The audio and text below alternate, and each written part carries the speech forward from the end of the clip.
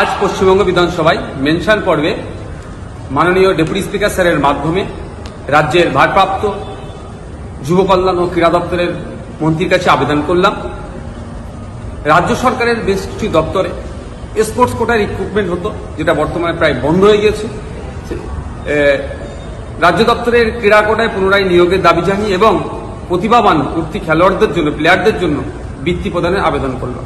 কারণ গত কয়েকদিন আগে সারা দেশে নামকে উজ্জ্বল করেছেন হরিয়ানার এক মহিলা মনু ভাকের, এবং গতকালকেই তারা আবার দলগতভাবে ব্রোঞ্জ পেয়ে দেশের নামকে উজ্জ্বল করেছে।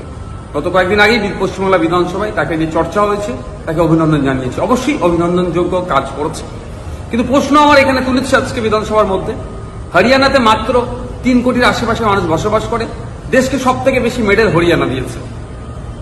আর পশ্চিমবাংলায় 10.5 কোটির উপরে মানুষ বসবাস করে, সেখানে আমরা দিতে পারছি না কেন?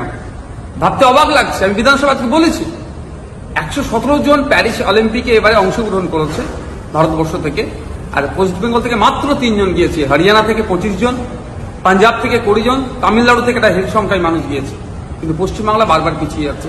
অ্যাকচুয়াল ব্যাপারটা হচ্ছে এখানকার পরিকাঠামোর অভাবের জন্য। যে পরিকাঠামোর দরকার সেটা পশ্চিমবাংলায় নাই। প্লেয়ার আছে,